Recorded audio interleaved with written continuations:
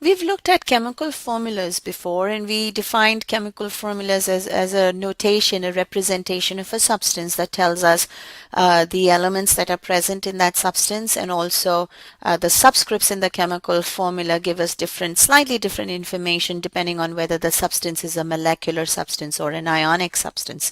If you are not able to remember that at this time, please revisit the session that we discussed this issue in, so that you can remind yourself. Um, Besides chemical formula, which by the way is also called molecular formula, besides chemical formula, there's another formula that is quite often used but for different purposes, and that is called the empirical formula. An empirical formula of a compound of a substance tells us the elements that make up that compound, just like chemical formulas do. This one does the same as well. And the subscripts in the empirical formula give us the lowest whole number ratio of moles of atoms of each element in that compound. And this is very, very important to remember. In the empirical formula, the subscripts give us the lowest whole number ratio of moles of atoms of each element in that compound. Now, this second point may also sound familiar to you because that is exactly what the subscripts in the chemical formula of an ionic compound do. Give us the lowest whole number ratio of moles of ions in that case. Here it is moles of atoms of whichever element, no matter whether the compound's element or, excuse me, no matter whether the compound is ionic or molecular. So for ionic compounds, the empirical formula and chemical formulas are exactly the same because they both give us exactly the same information. But for molecular compounds, empirical formulas may or may not be the same as each other. Let me give you a few examples for these 2 points. Now, what is the chemical formula for an ionic compound such as magnesium chloride? So magnesium chloride chemical formula, once again, you should be able to write this chemical formula from the name very quickly on your own. If not, you do have work to do and go back to the relevant sessions. Okay, so this is the chemical formula for magnesium chloride. Now looking at the subscripts, what would be its empirical formula? Exactly, empirical formula will be the same as MgCl2 because the ratio 1:2 in this case is the lowest possible whole number ratio. How about the chemical formula of another ionic compound? How about aluminum sulfide? Aluminum sulfide chemical formula is Al2S3, and once again this is already a lowest whole number ratio. So for ionic compounds, empirical formulas and chemical formulas are the same. But that is not the case for molecular compounds. They may or may not be the same. For example, what is the chemical formula of water? It's a molecular compound, H2O. Now in this case, what is its empirical formula?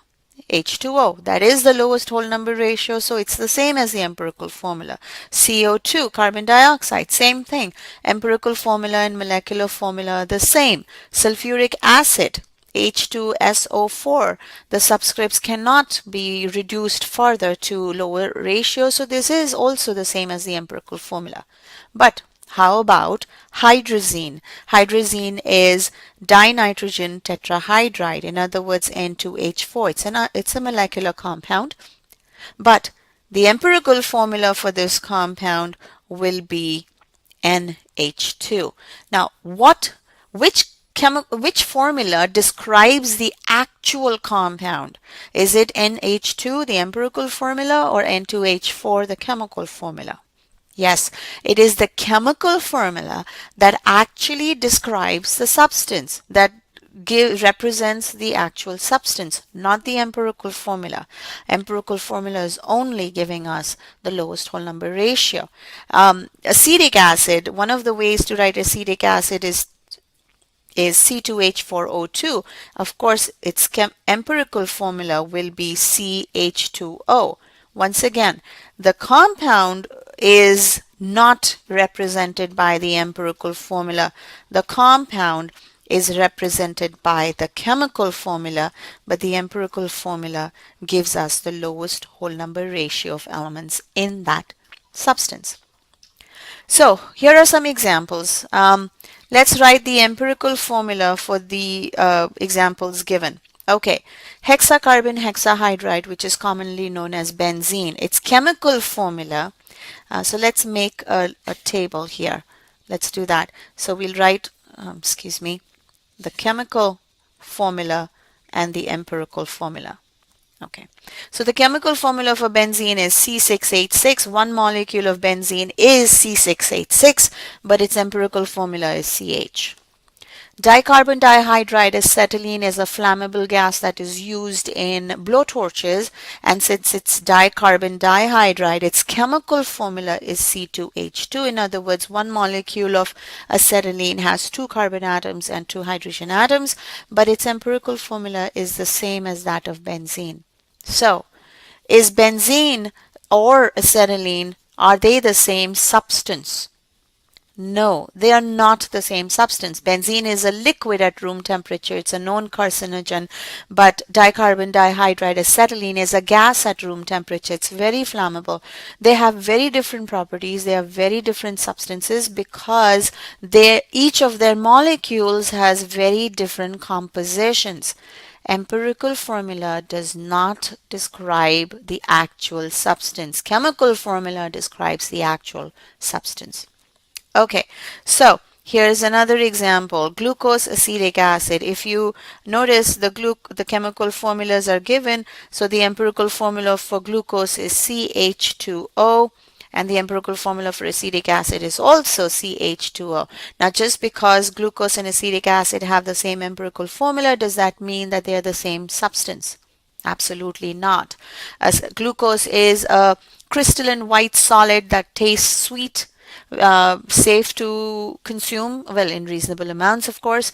And acetic acid, on the other hand, is an acid. It's a liquid at room temperature, and you probably do not want to add that into your morning cup of coffee because it's not the same substance as glucose.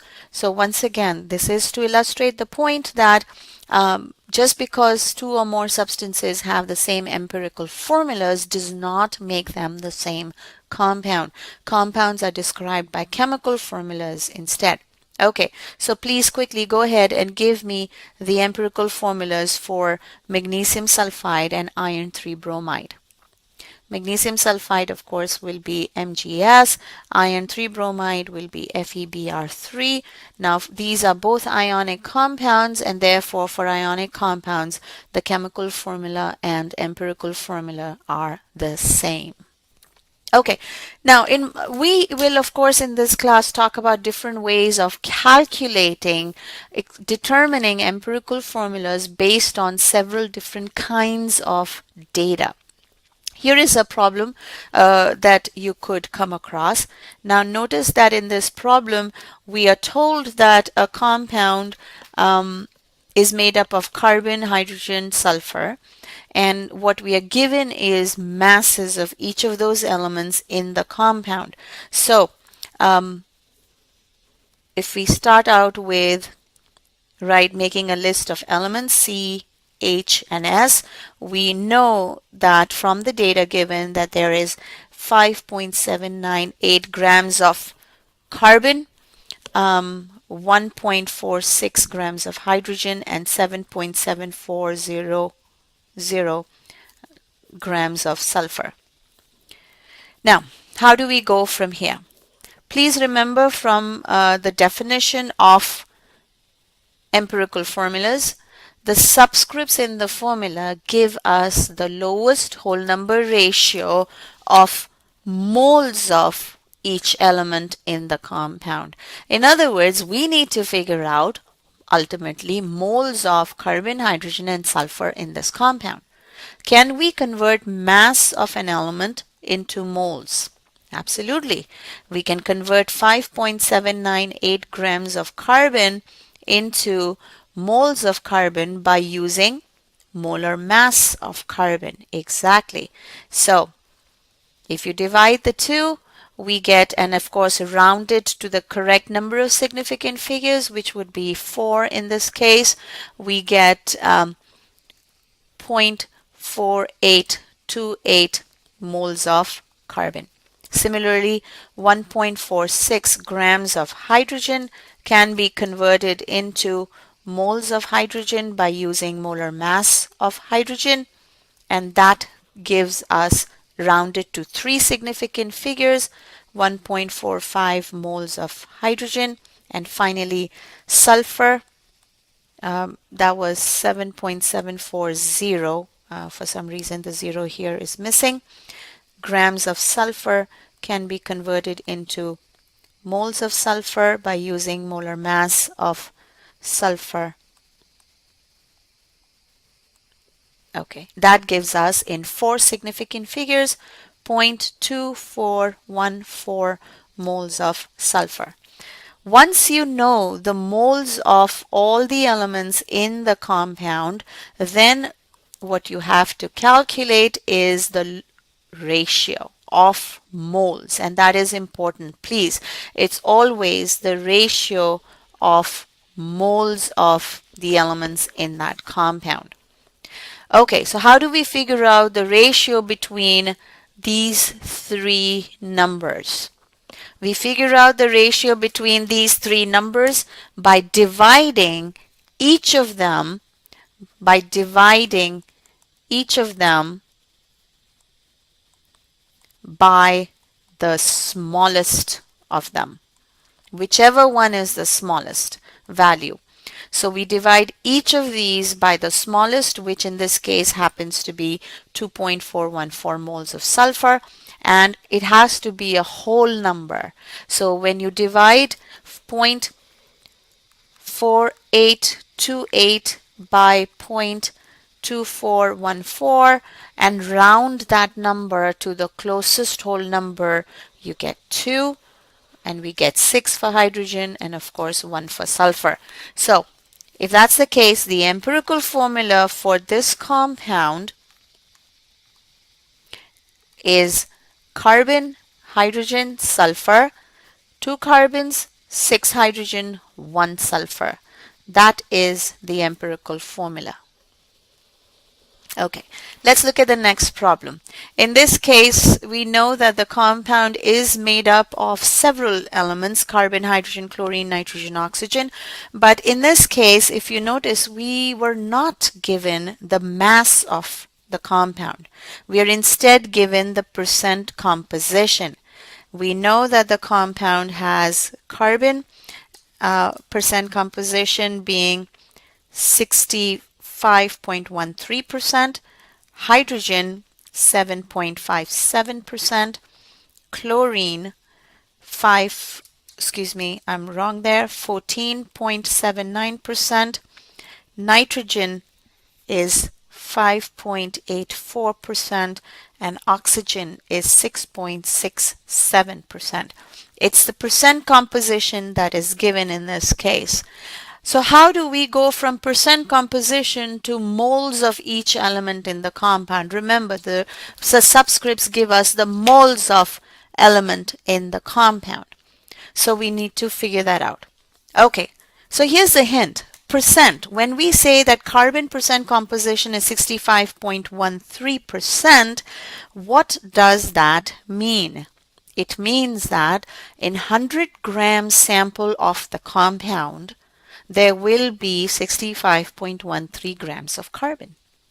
So whenever you're dealing with percent compositions, we can therefore assume that we have 100 grams sample of 100 grams of the sample.